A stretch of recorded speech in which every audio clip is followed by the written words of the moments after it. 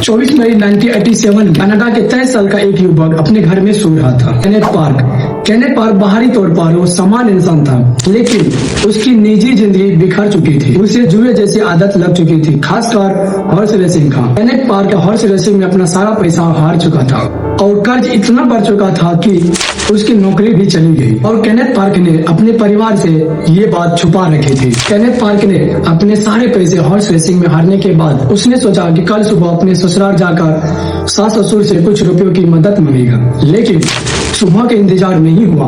रात के लगभग 1:30 में वह अचानक उठता है। वह सीधे अपने कार में जाकर बैठता है और 22 से 23 किलोमीटर का ड्राइव करके अपने ससुराल पहुंचता है। इसके पास घर की एक चाबी भी थी, जिसे गेट खोलकर अंदर घुसता है। कुछ ही मिनट में उसकी सास की हत्या हो जाती है और उसके ससुर गंभीर रूप से घायल हो जाते हैं। इसके बाद जो होता है, केनेथ पार्क खून से लथपथ सीधे पुलिस स्टेशन पहुंचता है और खुद कहता है कि मुझे लगता है मैंने किसी को मार दिया। उसके हाथ खून से पूरी तरह लथपथ था, लेकिन उसे दर्द का महसूस नहीं हो रहा था। केनेथ पार्क को अपने सास ससुर को मारने की वजह नहीं थी। कोर्ट के दौरान उसके वकील ने जो कहा, बात सुनकर सब चौंक गए। उन्होंने कहा केनेथ पार्क ने यह अपराध जाते हुए नहीं बल्कि सोते हुए किया है। वह होश में नहीं था, इसलिए उसे सजा नहीं मिलनी चाहिए, क्योंकि केनेथ पार्क ने यहाँ स्लीप वॉकिंग कर रहा था। क्या केनेथ पार्क सही में स्लीप वॉकिंग कर रहा था? क्या किसी के लिए नींद में करना ये सब संभव है? अगर कोई स्लीप वॉकिंग करते हुए ऐसा करता है तो उसे असंभव माना जाता है। सबसे बड़ा सवाल, कोई लोग नींद में कैसे जलते हैं या कोई काम कैसे कर लेते हैं? इसके पीछे की साइंस आइए समझते हैं स्लीप वॉकिंग की सच्चाई आज के इस वीडियो में।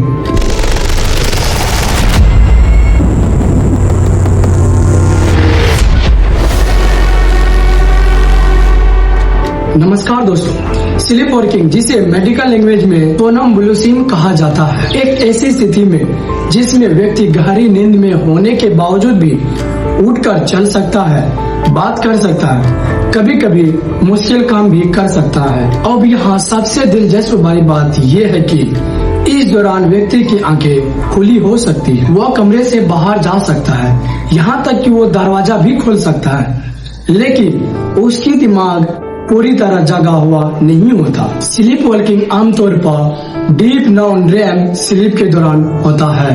यह वही नींद चरण है जिसमें हमारा शरीर आराम की गहरी अवस्था में होती है। दिमाग का वह हिस्सा जो डिसीजन और लॉजिक संभालता है, वो पूरी तरह सक्रिय नहीं होता। इसी वजह से स्लीप वॉकिंग के एक्टिव ऑटोमेटिक लगते हैं, जैसे शरीर चल रहा हो लेकिन कॉन्सिक्वेंट कंट्रोल नहीं होता है। यह समस्या कई बार परिवार में चलती रहती है। अगर माता पिता में से किसी की स्लीप वॉकिंग की हिस्ट्री रही हो तो बच्चों में ये चांस बढ़ जाते हैं। अक्सर बच्चे और किशोर में ये समस्या गुजरती है, लेकिन जैसे जैसे उम्र बढ़ती है ज्यादातर लोग इससे बाहर निकल आते हैं। हालांकि कुछ मामलों में एक्सट्रीम नींद की कमी, बुखार या मानसिक दबाव से स्लीप वॉकिंग एपिसोड को टारगेट कर सकते हैं। चलिए स्लीप वॉकिंग के लक्षण क्या क्या होते हैं जिससे समझ पाए कि नींद में चल रहा है। आइए इसे स्टेप बाय स्टेप समझते हैं। सबसे पहला लक्षण है प्रैक्टिकल एवाकेनिल, यानी जब व्यक्ति सो रहा हो, उसका शरीर एक्टिव हो चुका होता है, वह बैठ सकता है, उठ सकता है, यहाँ तक कि कमरे में भी घूम भी सकता है। अगर आप उससे बात करें, हो सकता है वह कंफ्यूज दिखे या बिल्कुल भी प्रक्रिया ना करे। दूसरा इम्पोर्टेंट फैक्टर है टाइम। स्लीप वॉकिंग के आने से पहले 2 से 3 घंटे के भीतर होता है, यानी डीप स्लीप फास्ट में जब दिमाग का लॉजिक हिस्सा पूरी तरह सक्रिय नहीं होता। तीसरा लक्षण है क्लोमसी मोमेंट से स्लीप वॉकिंग की चाल अक्सर असंतुलित होती है। हाथ पैर ढीले, बॉडी कमजोर, ऐसा लग सकता है जैसे व्यक्ति पूरी तरह कंट्रोल में नहीं है। अब बात करते हैं लिमिटेड आवर लेंस की। कई बार स्लीप वॉकिंग की आंखें खुली होती है, वह सीधे सामने देख सकता है, लेकिन उसे अपनी आसपास की चीजों पर पूरी तरह एहसास नहीं होता। आप सामने खड़े हो फिर भी वो आपको पहचान न पाएगा। एक और महत्वपूर्ण लक्षण मेमोरी लॉस। सुबह उठने के बाद उसे याद ही नहीं रहता कि रात में क्या हो। यह मेमोरी गैप स्लीप वर्किंग की पहचान की सबसे बड़ा संकेत है। अब एक इंटरेस्टिंग बात, स्लीप वर्किंग के दौरान कॉम्प्लेक्स स्किल कम हो जाते हैं। उदाहरण के लिए वह दरवाजा खोलने की कोशिश करेगा लेकिन सही तरीके से लेटेज ऑपरेट नहीं कर पाएगा, क्योंकि प्रॉब्लम सॉल्विंग और कोऑर्डिनेटी स्किल्स उस समय पूरी तरह अवेलेबल नहीं होती। लेकिन कभी कभी लोग अपने सपनों के अनुसार व्यवहार करने लगते हैं। इससे आप ड्रीम एक्टिंग भी कर सकते हैं, कोई बात कर सकता है, इमेजिनरी चीजों से इंटरेक्ट कर सकता है या गलत जगह पर बाथरूम यूज कर सकता है। एक और व्यवहार है स्लीप ईटिंग। कुछ लोग नींद में किचन तक चले जाते हैं, ऐसी चीज खा लेते हैं जो वे सामान में कभी न खाया हो।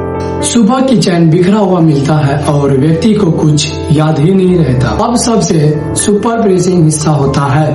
आमतौर पर स्लीप वर्कर बहुत कॉम्प्लेक्स काम नहीं करता है। क्या ये कोऑर्डिनेशन है? क्या हम सोचते हैं ज्यादातर लोग को होती है? रिसर्च के अनुसार लगभग 7% लोग अपने जिंदगी में कम से कम एक बार स्लीप वर्किंग का अनुभव करते हैं। मतलब हर 100 में से 7 लोग कभी न कभी नींद में चल चुके होते हैं। लेकिन इंटरेस्टिंग की बात यह है कि यह समस्या बचपन में शुरू होती है। खास तौर पर 4 से 8 साल की उम्र के बीच बच्चों में स्लीप वर्किंग की केस ज्यादा देखने को मिलती है। 1 साल के अंदर ही लगभग 5 से 15% बच्चे में कम से कम एक एपिसोड देखा जा सकता है। यहाँ ध्यान देने वाली बात यह है कि ज्यादातर बच्चे बड़े होते होते इससे बाहर निकल आते हैं। जैसे जैसे दिमाग मैच्योर होते हैं, स्लीप साइकिल स्टेबल होती है और एपिसोड कम होने लगते हैं। यह क्वांटिटी काफी कम देखने को मिलती है। अगर आप एक माता पिता है और अपने बच्चे को कभी नींद में चलते हुए देखे हैं तो सबसे पहले अपने कमरे को सुरक्षित रखें। कमरे में कोई ऐसा चीज ना रखे जिससे बच्चा ठोकर खा सके और दरवाजा और खिड़कियां हमेशा बंद रखें और सुरक्षित रखें। छोटे बच्चे के बिस्तर के किनारे सुरक्षा रेल लगाई जा सकती है जो गिरने से बचाती है। अगर बच्चे रात में नींद में चलते हुए नजर आते हैं तो उसे झटके से जगाने की जरूरत नहीं है। धीरे से पकड़कर वापस बिस्तर पर ले जाएं और जरूरत हो तो शांत आवाज में उससे बात करें। अगर हर रात लगभग एक ही समय में होता है तो उस समय से 10-15 मिनट पहले जगा देने से कई बार यह चक्र टूट जाता है। नियमित नींद का समय रखें। हर दिन एक ही समय पर सोए और उठे। तनाव कम करने की कोशिश करें। जरूरत पड़े तो थ्योरी और डॉक्टर से सलाह ले। और आखिरी में याद रखिए, स्लीप वर्किंग कोई चमत्कार या रहस्यमय शक्ति नहीं है। यह हमारे दिमाग से नींद से जुड़ी एक जटिल जैविक प्रक्रिया है। हो सकता है विज्ञान अभी तक इसे पूरी तरह न समझ पाया हो, लेकिन यह एक वैज्ञानिक और प्राकृतिक घटना है, न कि कोई चमत्कार। यह वीडियो आपको कैसा लगा कमेंट में बताइएगा और वीडियो देखने के लिए बहुत बहुत धन्यवाद।